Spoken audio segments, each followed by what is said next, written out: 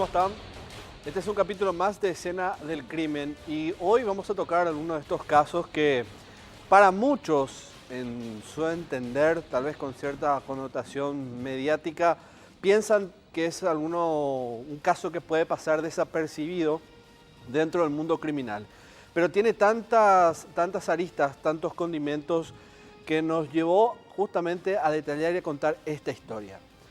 Fíjense, son dos menores que se conocen en un correccional.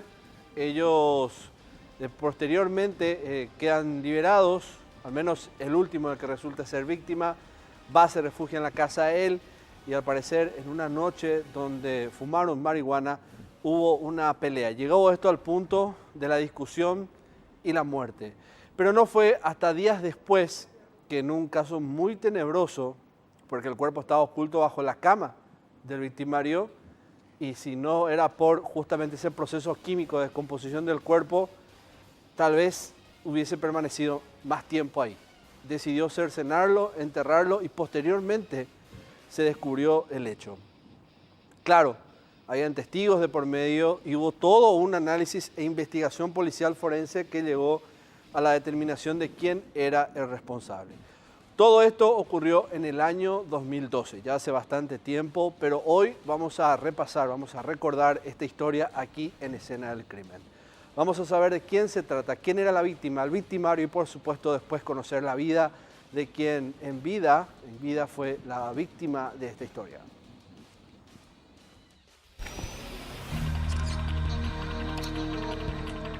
Perfiles. Víctima. Nombre: Francisco Javier Hermosilla Salina. Edad: 15 años. Nacionalidad: paraguaya. Profesión: estudiante. Domicilio: Barrio Cacupemí, Areguá. Prontuario: asalto a mano armada. La víctima fue asesinada a puñaladas y posteriormente cercenada en pedazos para ser enterrada en el patio del victimario. Autor: nombre: Isaac Simeón Galeano Ortiz. Edad: 19 años. Nacionalidad: paraguaya. Profesión: estudiante. Domicilio: Villa San Salvador, Barrio Cacupemí, Areguá. Prontuario: fue compañero de habitación de la víctima en la correccional de menores, donde se conocieron. El joven negó haber cometido el crimen, pero confirmó haber cercenado el cuerpo y enterrarlo en partes en el patio de su casa. Bueno, ahora vamos a explorar un poco sobre la vida de quien fuera el autor. Generalmente dedicamos momentos a saber quién era la víctima, pero hoy prestamos cierta atención sobre el autor por no solo la brecha artística que este tenía, era un gran dibujante, según lo que detallan los testigos, según gente que era de su entorno, sino que por el hecho particular de la hazaña que lleva a una persona tan joven, por cierto, tener un arranque de ira como el que van a conocer más adelante. Vamos a conocer la historia de Simón, el joven que en medio de una ofuscada pelea decide levantarse tranquilamente, ir a buscar un cuchillo y asesinar a su amigo. Después lo descuartizó y lo enterró. Una mente criminal muy joven que, como les decía, tenía un lado creativo.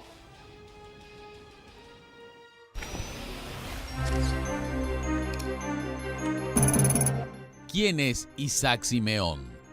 Nacido los 22 días de octubre de 1992 en Pedro Juan Caballero, capital de Amambay, Isaac Simeón Galeano Ortiz vivió su niñez y adolescencia en la terraza del país.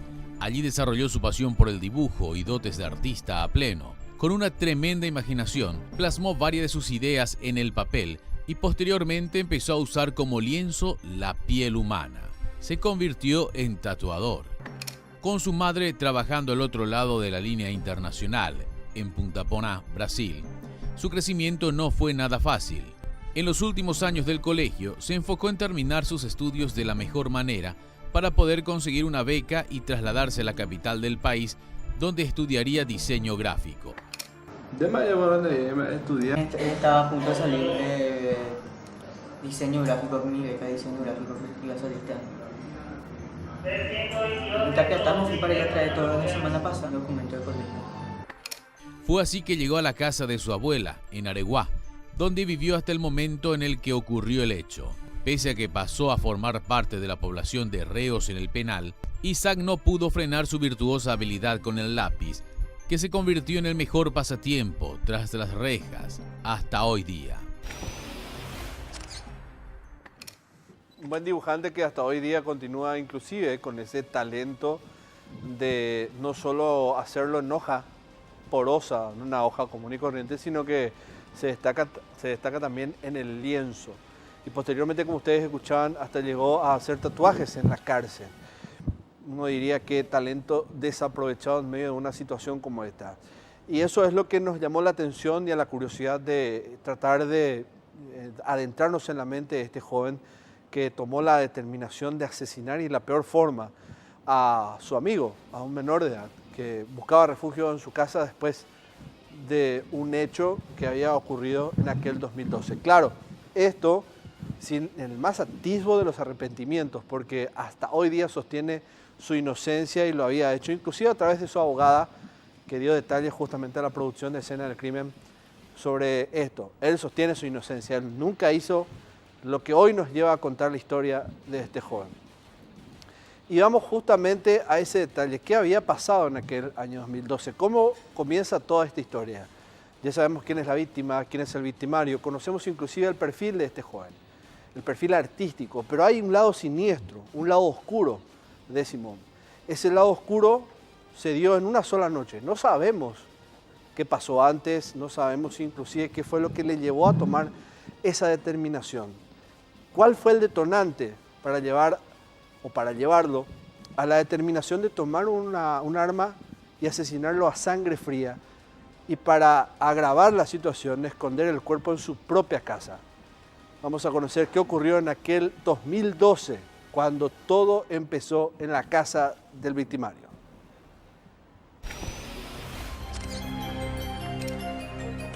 ¿Qué pasó? Francisco Javier Hermosilla Salinas tenía apenas 15 años cuando encontró la muerte. Acostumbrado a las malas andanzas, el adolescente salió de la correccional de menores de Itagua y se instaló en casa de un amigo en la villa San Salvador del barrio Cacupemí de Areguá, donde le esperaba el fin de sus días. Sus familiares denunciaron su desaparición el 7 de marzo del 2012. Fueron 13 los días que se mantuvo con paradero desconocido. Después él desapareció, yo pregunté por él, me dijeron que estaba trabajando en Cacupé con un señor. ¿Él tiene antecedentes penales? Sí, tiene antecedentes. Así fue que el martes 20 de aquel mes y año, que su cuerpo fue encontrado cercenado y enterrado en varias partes de la vivienda de su socio de fechorías, Isaac Simeón Galeano Ortiz, un joven de 19 años de edad. Acá le voy a mostrar entonces más o menos. ¿En qué parte? Dime que viste también. Pero ¿Cuántos esa- puñaladas? No sé, del susto yo a la mañana nomás ya le conté, chao. El cuerpo lo mantuvo escondido por varios días bajo su cama hasta que el olor propio de la descomposición del cadáver empezó a sentirse y él decidió que era hora de deshacerse del mismo de una vez por todas. Simeón descuartizó en varias partes el cuerpo de su amigo, lo guardó en 2 bolsas y lo enterró en el patio del fondo de su casa, bajo un árbol de mango, donde estuvo oculto por casi 2 semanas, hasta que un testigo informó a la policía sobre lo ocurrido. ¿Qué le hiciste?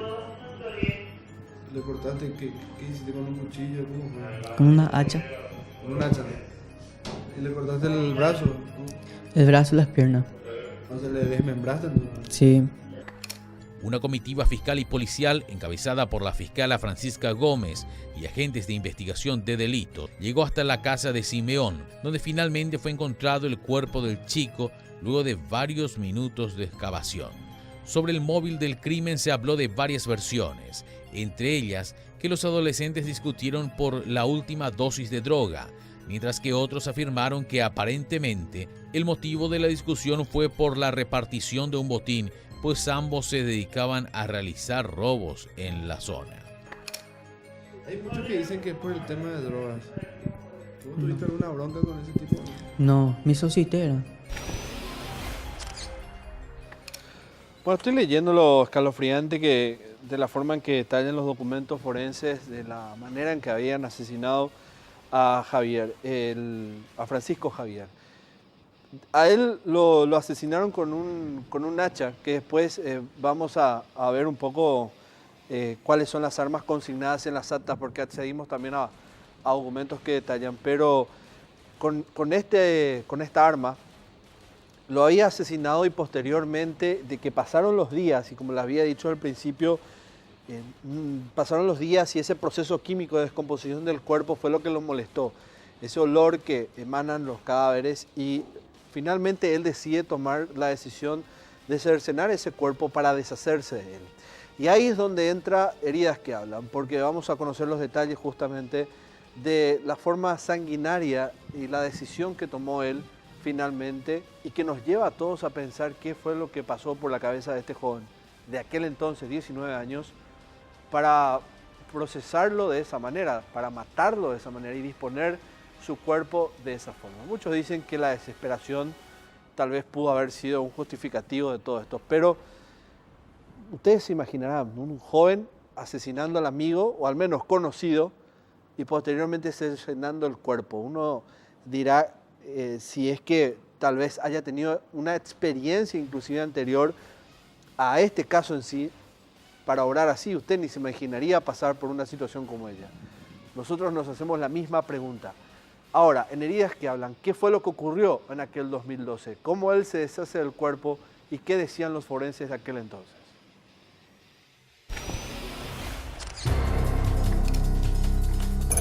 Heridas que hablan. Brazos, piernas y cabeza fueron cercenados del cuerpo de Francisco Javier. Isaac Simeón descuartizó con un pequeño hacha el cadáver del fallecido, todo para poder enterrarlo en diversos puntos bajo un árbol de mango, en el fondo de su vivienda. Y fuimos encontrando las partes del cuerpo. Encontramos la cabeza, encontramos los miembros superiores, ambos brazos, tórax y abdomen, y encontramos los miembros inferiores. Sí me acuerdo perfectamente cuando fuimos a encontrar las partes, y posteriormente fuimos armando pieza por pieza, ¿verdad? Todo estaba, cabeza estaba aparte, los dos brazos estaban aparte, y la parte del pecho y la panza, que el tórax y el abdomen estaba aparte, y los dos miembros inferiores, que son las dos piernas, estaban aparte. Y así fuimos armando. El cuerpo presentaba varias heridas de arma blanca en el pecho y el abdomen, la más profunda a la altura del tórax, lo que le habría producido la muerte. Él había comentado de que le había aplicado una puñalada en el tórax, ¿verdad?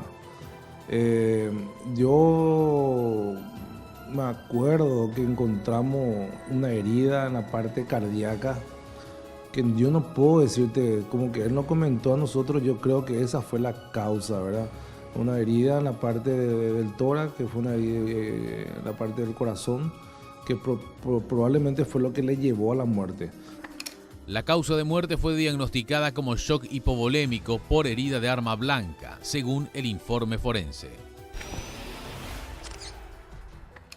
Bueno, ahora vamos a ver qué tipo de armas había utilizado Simeón para el asesinato. Tenemos por un lado un cuchillo de cocina y por otro lado un hacha. Lo segundo, al parecer, lo había utilizado para cercenar el cuerpo, lo primero para quitarle la vida. Es lo que al menos detallan los investigadores.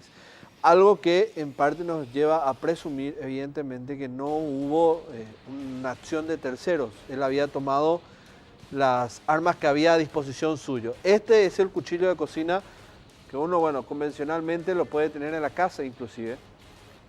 O puede ser un cuchillo también llamado comúnmente como el cuchillo de carnicero. De una hoja no mayor de 10 centímetros y que probablemente haya sido por la contundencia y el filo que tiene el arma, el principal para quitarle la vida al joven. Y posteriormente había utilizado un hacha para quitarle la vida. Vamos, la segunda evidencia para reconocer cuál fue el arma que utilizó para asesinar, para desmembrar a su amigo. Esta es el hacha o la hachita, ¿verdad? Una hacha de un tamaño menor, que había utilizado, este elemento era de la vecina y él lo había utilizado. Y fíjense ustedes que ese hacha la había utilizado no solo para sacarle las extremidades, sino que también la cabeza, pero esto 4 días después de que había ocurrido el hecho en sí de homicidio. Esto después ustedes lo van a ver que está consignado en documentos que hablan de los testimonios y van a ver en documentos que también accedió la producción de escena del crimen, qué es lo que tenemos ahí, ¿verdad? ¿Qué es lo que dice este documento? Fíjense, en el primero dice, Isaac sabe que mi madre tiene esa hachita porque una vez que me vio cuando estuvo podando el árbol de mi vecina, él me ayudó y mi madre accedió a tal petición, ya que jamás pensó para qué fin lo utilizaría. Este es el testimonio de una de las personas que fue a declarar de forma testifical ante el Ministerio Público. Les repito, Isaac sabe que mi madre tiene esa hachita porque una vez me vio cuando estaba podando el árbol de mi vecina y él me ayudó. Y mi madre accedió a tal petición ya que jamás pensó para qué fin lo utilizaría. Ahora veamos el testimonio de la mamá que había también coincidido en el préstamo del hacha. Es decir, la mamá de este joven de quien primero repasamos su declaración. Este muchachito Isaac, que viene a ser el acusado, fue a pedirme prestado un hachita supuestamente para cortar un árbol de mandarina en su casa y le presté puesto que siempre los vecinos me piden alguna que otra herramienta sin imaginarme para que luego me enteraría de lo que hizo este muchacho. Unos días antes mi hijo me había dicho que en la casa de Isaac vio una bolsa y moscas, también sangre por la pared, y yo le dije que nambrena mi hijo de yapuye y macheve. Seguro la mano le mató a un perro, ajeno.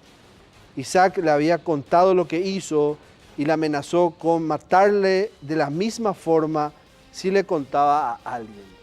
Este testimonio, el que acabamos de escuchar resumiendo, es uno de los testimonios más fuertes y claves dentro de la investigación que hizo el Ministerio Público, porque la madre, es decir, la dueña de esa hachita, la dueña del hacha que se había utilizado para cercenar el cuerpo, certificaba que Isaac Simeón fue a pedirle el arma o esta herramienta para quién sabe qué.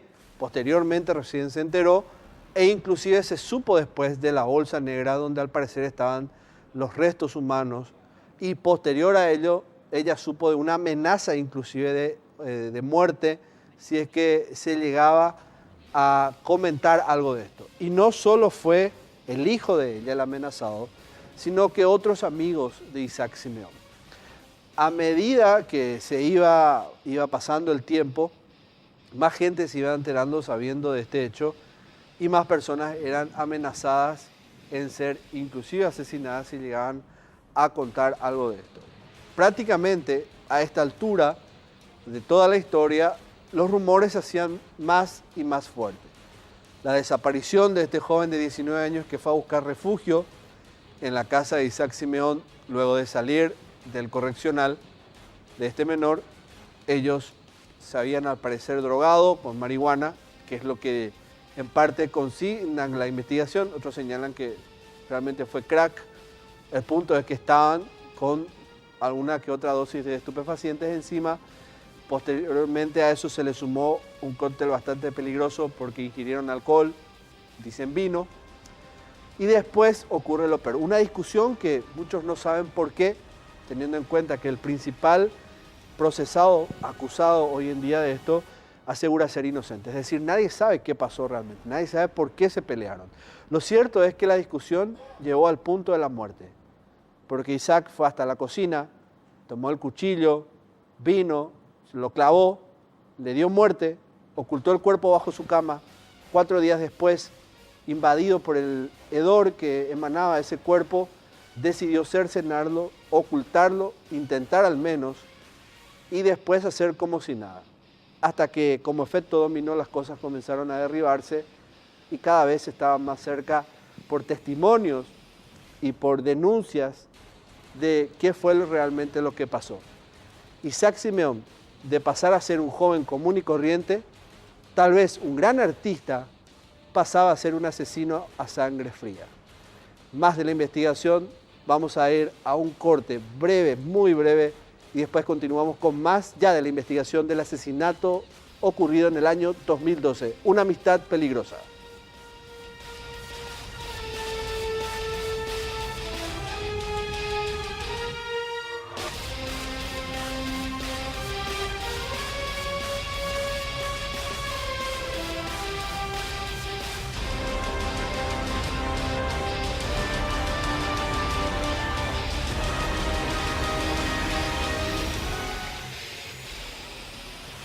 Hoy estamos hablando de un asesinato ocurrido en el año 2012, de esos que uno tal vez diría puede pasar desapercibido en la historia criminal de nuestro país, teniendo tantos hechos que enlutan, tantos hechos trágicos con tanta hazaña, tal vez algunos con la connotación de que son personas conocidas, otras no tanto, pero la hazaña, la brutalidad, la violencia lo convierten en casos muy sonados en nuestro país. Este tal vez sea la excepción, pero no para escena del crimen, porque hoy estamos repasando una historia ocurrida en el año 2012, en medio de una fumata de droga. Dos jóvenes se pelean, uno de ellos se levanta, va a la cocina de su casa, teniendo a un invitado, al parecer se refugió después de salir del correccional de menores, toma un cuchillo de cocina, lo asesina, esconde el cuerpo bajo su cama y 4 días después, invadido, aturdido por el olor que emanaba del cuerpo de su amigo, presta un hacha de una vecina, lo cercena, esconde las partes del cuerpo en una bolsa, 2 bolsas de arpillera y posteriormente decide intentar continuar su vida como si nada. Hasta que evidentemente las evidencias, lo que se veía, lo que los vecinos comenzaban a entender y percibir, tomó cuerpo de denuncia y finalmente llegó hasta la policía y posteriormente el Ministerio Público, que hoy en día esto llevaron a una condena que sigue siendo compurgada. A propósito, después de haber asesinado a este joven, les decía, él decidió hacer inclusive algo, ir mucho más allá de la violencia, de la hazaña. Decidió cercenar a su amigo para deshacerse del cuerpo. Algunos dicen, invadidos por la desesperación, ya sin saber qué hacer, entonces no se le ocurre mejor cosa que para evitar la dimensión que implica un cadáver, y disculpe que sea tan gráfico, lo cercena y lo esconde en 2 bolsas de arpillera. Intenta deshacerse de él y, como les decía, eso evidentemente en algún momento iba a tener que ser visto por alguien. Y fue así que se llegó a descubrir el hecho. 2 bolsas de arpillera, así intentó Isaac Simeón deshacerse del cuerpo de su amigo.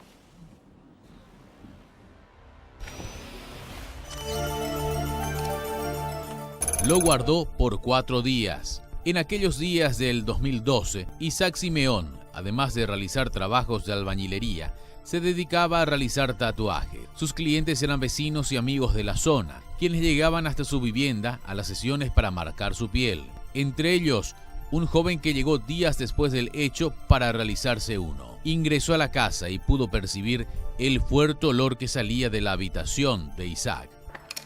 Me voy a la mañana a las 5:30, me levanto para Ajatambapo. Sí, ya en albañil estaba laburando. Me levanto, me voy dentro de la pieza. De café, ahorita voy a estirar desayuno para tu boque, para tu desayuno, y a pedirle a mi jara, le dije. Un poco ese y ya estaba todo frío. Lo primero que me acuerdo, le corté el brazo y después ya no me acuerdo más. Según el relato del testigo, fue en ese preciso momento en que el joven confesó el hecho. Simeón contó con lujo de detalles lo que había ocurrido. Según él, el cercenador relató que la pelea había sido por un celular. En medio de una fumata, exigió a su colega que se lo devolviera, lo que produjo una acalorada discusión. Inicialmente el acusado alegó haberse defendido, asegurando que su amigo intentó atacarle primero. Decidió enterrarlo. Sin embargo, sus versiones fueron cambiando durante los días que la muerte de Francisco se convirtió en un secreto a voces en el barrio. El rumor de que había acabado con la vida de alguien corrió de boca en boca hasta que el autor decidió enterrar el cadáver, y qué mejor manera de hacerlo que cercenándolo en partes. Lo único que me acuerdo es que cuando estaba acabando todo ya, ¿No te acuerdas más de otra cosa? y que le puse en una bolsa y que le enterré. Y después de eso, unos cuantos minutos, tipo que me caí en sí, comencé a vomitar, a sentirme mal, a llorar. Sí, mi amigo Iteo realmente le considero amigo porque le considero amigo, nomás le dejé que venga en casa a retornarse si no tenían en dónde estar. Como todo crimen, tal vez uno no pudiera decir que Isaac Simeón haya sido de aquellos asesinos que se mofaban de lo que hicieron.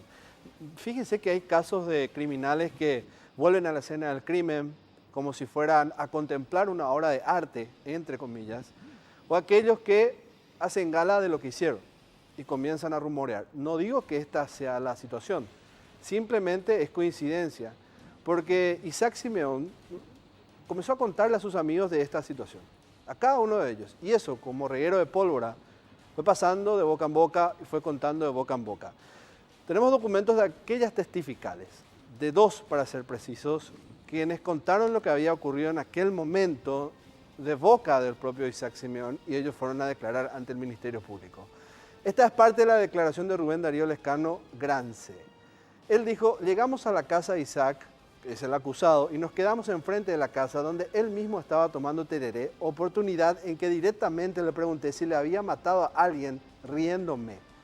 Instante en que Isaac, riéndose, me contesta que sí, y que si quería podía pasar en la pieza del fondo de su casa para ver. Terrible declaración, muy fuerte. La siguiente es la de otro joven, Miguel Antonio Orué Ramírez.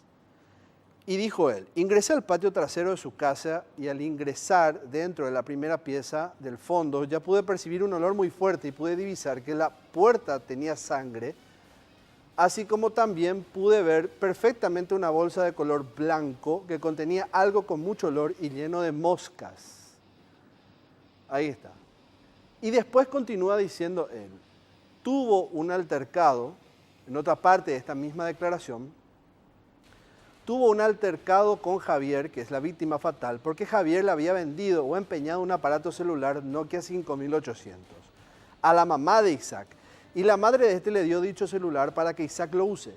Luego de esto volvió Javier, que es la víctima fatal, a la casa de Isaac y quiso quitarle de vuelta el teléfono, momento en que Francisco Javier, que es la víctima fatal, ingresa a la pieza de Isaac y este le intenta clavar en el pecho, y según manifestaciones de Isaac, en ese momento le propina una patada a la altura del pecho y lo tira hacia la pared, oportunidad en que Isaac agarra un cuchillo que tenía bajo su almohada, instante en que Francisco Javier intenta clavarlo de vuelta, pero Isaac lo clavó primero y lo ataja.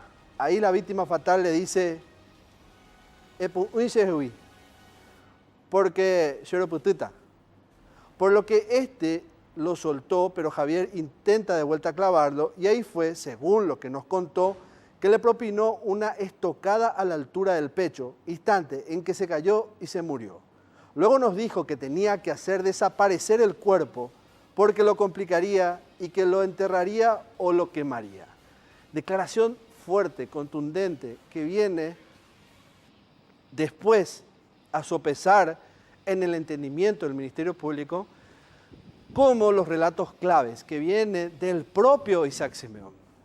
Pero dentro de este repaso de la historia, de volver a tocar, de volver a hablar con aquellos protagonistas, nos contaron que esto fue cambiando con el paso del tiempo. Es decir, fue dando varias versiones con respecto a todo esto. Él no se quedó con la idea de contar una sola versión de lo que había pasado, sino que lo cambió y lo cambió. Pero ya prácticamente todo apuntaba a él, porque se tenía por un lado el testimonio de la madre, la dueña del hacha, la mamá de uno de sus amigos, la versión de ese hijo, de esa mujer, la versión de otros 2 amigos, la que acabamos de escuchar, y esto iba sumándose en prácticamente una inevitable forma de ir directamente hacia el sospechoso principal, el único, por cierto, de este homicidio. Prácticamente la carta estaba echada para Isaac. Prácticamente todo apuntaba a él. Y uno dirá, ¿qué fue nuevamente lo que lo llevó? ¿Qué fue lo que lo impulsó a asesinar a su amigo? Y si tomamos la última declaración, ustedes escucharon. El querer recuperar un teléfono celular que se empeñó quizás para la obtención de droga. Vamos a adentrarnos un poco ahora en la investigación que tuvo todo este hecho. Los rumores de que este joven alardeaba de lo que hizo, que iba contando a otros amigos y estos amigos a otros y otros, comenzó a tomar dimensión tal que en la denuncia de desaparición de este chico, estos dos se encontraron, se conectaron. Rumor y denuncia de desaparición. Y eso llega a los investigadores y así comienza la investigación. El hilo conductor ya estaba.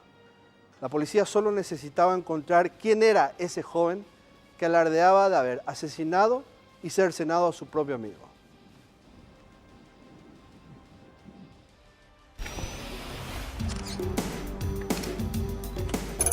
La investigación.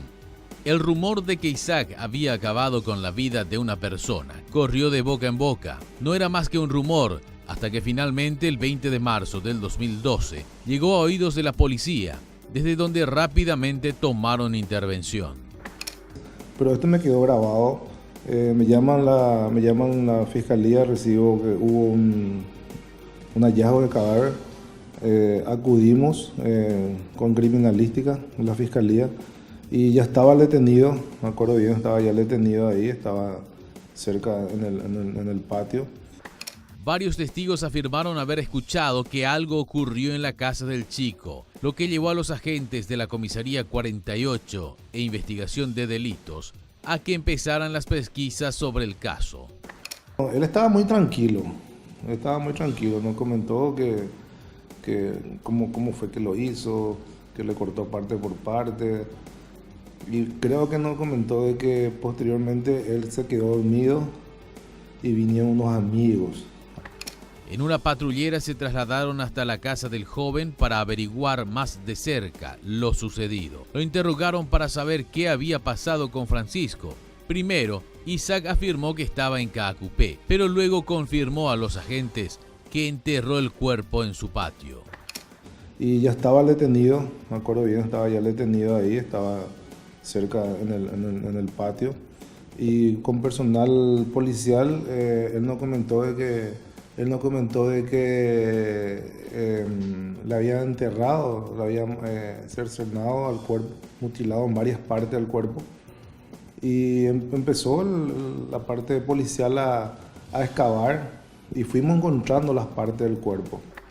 Él nos comentó de que tomaron bebida alcohólica y que posteriormente fumaron y nos mostró la pipa incluso, que creo que es con crack.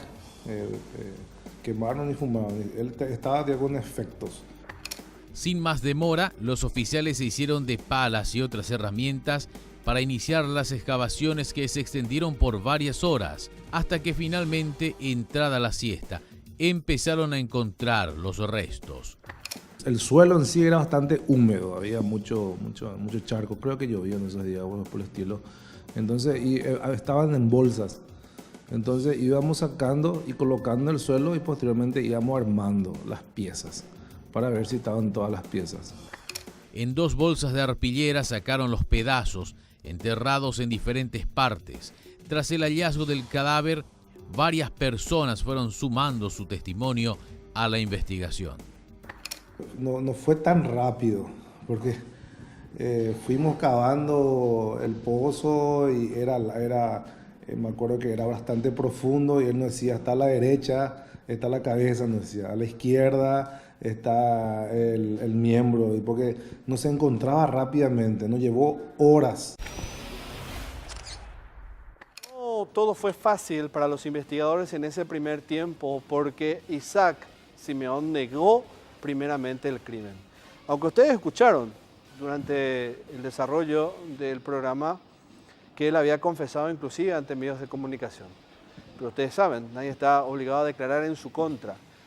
A otros también, a los investigadores le había dicho lo mismo, que él fue el autor, efectivamente, y a cuántos testigos más, a sus amigos, y estos a su vez a otros, y fue pasando esa novela a través de otros, que de hecho fue el propulsor de la investigación, porque fue lo que llega a los investigadores finalmente. Pero después él comenzó a negar, al principio de hecho que comienza a negar, diciendo que habían 4 jóvenes o 4 personas quienes fueron los responsables del asesinato de este chico. Después confiesa y después vuelve a negar. Algo que, bueno, fue inentendible y esto llegó al juicio. Él recibió una condena negando la autoría, declarándose inocente y hasta hoy día sostiene que es efectivamente inocente, pero las pruebas son contundentes. Vayamos a aquellas primeras declaraciones de Isaac Simeón, negando absolutamente que él haya matado y cercenado a su amigo.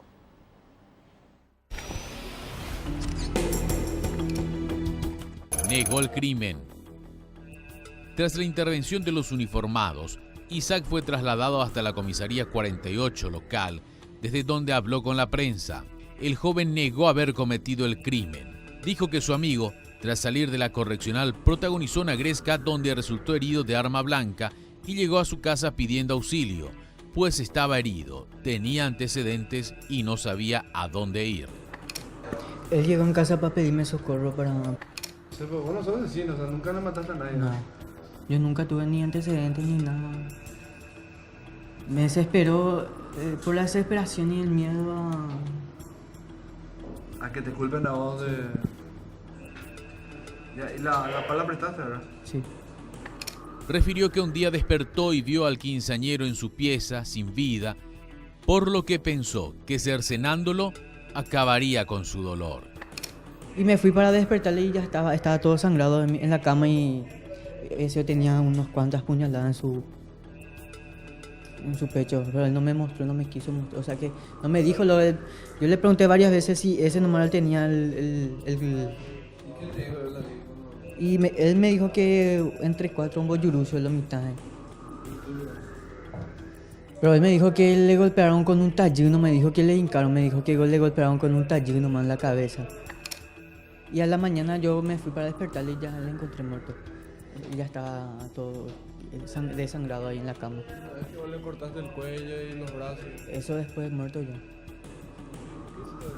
Y por ignorancia y por miedo a... Porque en mi casa se murió, ¿verdad? Y si yo vengo a decir acá, al toque me va a decir que yo nomás maté y demás cosas. Aseguró que utilizó un hacha para cortar en pedazos a su amigo y enterrarlo en el patio de su casa para evitar que la fiscalía y la policía los indicaran como autor de la muerte del chico. Señaló que le fue más práctico además desmembrarlo en cuanto al entierro de los restos bajo la planta de mango de su vivienda, pues no levantó demasiadas sospechas cavando un hoyo más chico. ¿Por qué tanto así? Falta, no podía... En todo caso, si vos le querías enterrar, no lo hubiese enterrado entero. Sí, pero el tema para hacer el hoyo, los vecinos y... Para hacer el hoyo más chico. Sí. Estamos con el fiscal Osmar Legal. Doctor, vos asumiste la unidad fiscal que tenía esta causa de 2012. ¿Qué recordás de la investigación sobre este hecho de homicidio? ¿Cómo estás, Oscar? Bien, bien. Bueno, en realidad este hecho fue bastante llamativo. ¿Por qué? Porque, entre otras cosas, me llamó mucho la atención el informe del psiquiatra y el del psicólogo, por ejemplo. Como ya sabemos más o menos la relevancia del hecho, o sea, qué pasó, como vos habías contado, él por momentos decía que sí había cometido el crimen y por momentos lo negaba, ¿verdad? El psicólogo determinó de que él tenía una inteligencia superior al promedio, por ejemplo. No sabemos cuál sería la conclusión que eso llevaría en el caso, pero sí nosotros analizamos eso para la reprochabilidad de él, ¿verdad? Tuvimos muchos muchos aportes de los testigos durante la investigación, que eran vecinos suyos, amigos suyos. Lo que eran más importante eran esos dos vecinos, uno que le prestó el hacha y a quien él le había comentado también que había cometido el hecho. O sea, él tomaba como algo, le daba como... se sentía el... ¿Alivianado puede ser? No sé si alivianado, sino orgulloso. O sea que es lo que estábamos diciendo hace rato, ¿verdad? Sí. Que alardeaba de lo que hizo. Yo pensé que no tenía, que tenía tal vez un remordimiento y que lo hacía por una cuestión de desahogo. Pero él quiere decir que tenía esa intención de alardear. Se le veía orgulloso de lo que había hecho porque imagínate que él le contaba a ellos y se reía al contarles, según las declaraciones de los testigos, ¿verdad? Que en principio eran, normalmente las declaraciones van cambiando con el tiempo, pero siempre mantienen cierto núcleo principal, que es lo que nosotros tratamos de después poner en el juicio oral, ¿verdad? Pero sí se notaba ese orgullo. Él no limpió la escena del crimen. Cuando se llegó con la policía, seguían las huellas de sangre. Estuvo cuántos días con el cuerpo cercenado en bolsas. Fue muy llamativo, la verdad que fue una causa muy, muy llamativa en cuanto al actuar de él. Y conste que no hay un antecedente de este chico en lo penal, o en lo punible, mejor dicho. No, él no tenía antecedentes. Sí tenía ciertos antecedentes policiales, que no son igual que los judiciales, ¿verdad? Pero eran hechos menores, exposición, ese tipo de cosas. Claro, pero no al punto de ser una mente criminal con tanta No, frialdad. Eso fue importante, la frialdad que él tuvo, como vos decís. O sea, él le llega a dar 7 estocadas en el tórax y en la parte del cuello, y después se toma el tiempo para ir a prestar el hacha y cercenar el cuerpo. Que fue 4 días después. 4 días después. No fue en el acto de...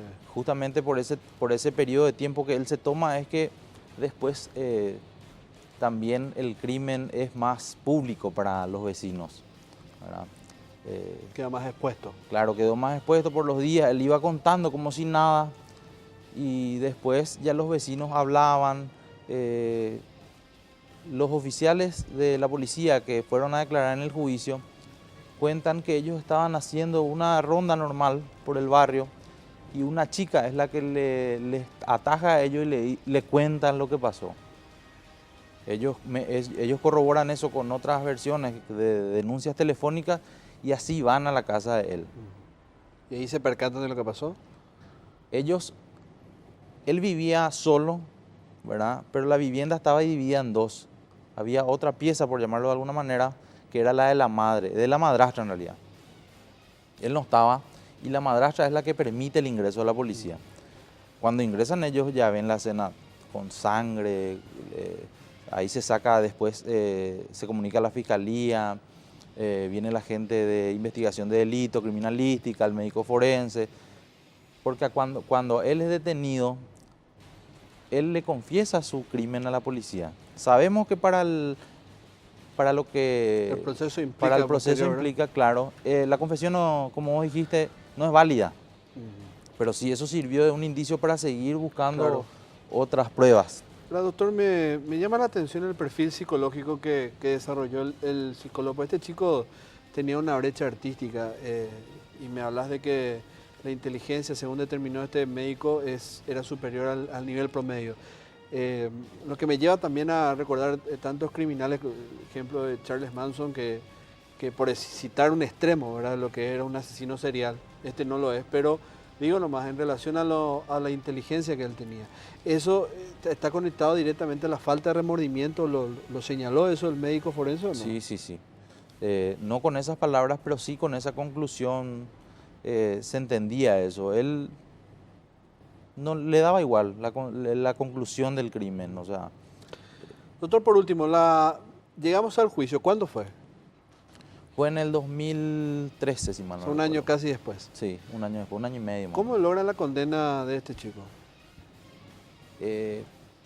Lo simpático dentro del juicio es que Bueno, cuando se abre el juicio oral, normalmente la declaración indagatoria es ofrecida al acusado, Sí.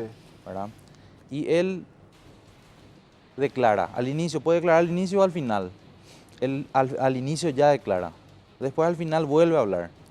Y al comienzo del juicio él confiesa el hecho, solo que busca otras excusas. Dice que él en ese entonces estaba muy drogado y ese tipo de cosas, pero él asume el hecho como que él lo hizo. Y su defensa, desoyendo eso, pide la absolución diciendo que su cliente es inocente, ¿verdad? O sea, son cosas muy diferentes lo que habíamos hablado hace rato en cuanto uno confiesa ante la policía, ¿verdad? Claro. O mismo en el Ministerio Público. Bueno, me queda nomás la reflexión de que falta cuánto para que se cumpla su condena. 2027. 2027, pero por el nuevo Código de Ejecución Penal, él tendría posibilidad, que no quiere decir que el juzgado de ejecución le dé esa posibilidad, siempre se analizan, se hacen ciertos estudios. Él tiene derecho a libertad transitoria en el 2019. El año que viene. El año que viene. Gracias, doctor. Por Omar favor. Legal, el fiscal de la unidad que tiene la carpeta fiscal que investigó este caso. Hacemos el último corte de escena del crimen y volvemos para el resumen y cerrar este episodio.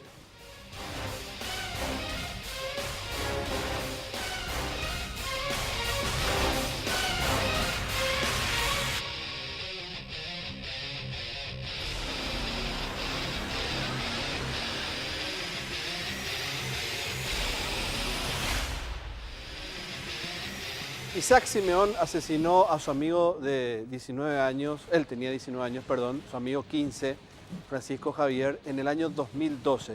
7 estocadas, muchas de ellas en el pecho, y luego cercenó su cuerpo 4 días después, cuando ya no soportaba el hedor que emanaba ese cadáver. Todo el barrio sabía porque él se mofaba, alardeaba de su crimen, y luego de haber sido detenido, dijo que sí lo mató, luego dijo que no, hasta en el juicio entró en contradicciones.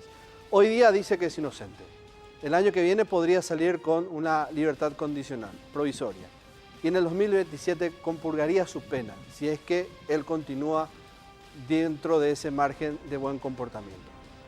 Así cerramos un capítulo más de los peores que tiene la escena del crimen o la historia del crimen en nuestro país. Prometiéndoles evidentemente que más lo tendremos la semana que viene. Me despido, no sin antes agradecer siempre a mis amigos de Óptica Carrón. Muchas gracias por las gafas de siempre, lo que me ayuda a desarrollar el trabajo tranquilamente. Esto lo van a encontrar, este y más modelos con muy buenos descuentos en Cerro Corá y Tacuari. Óptica Carrón. Así que vayan y disfruten de todos los productos que tienen ahí.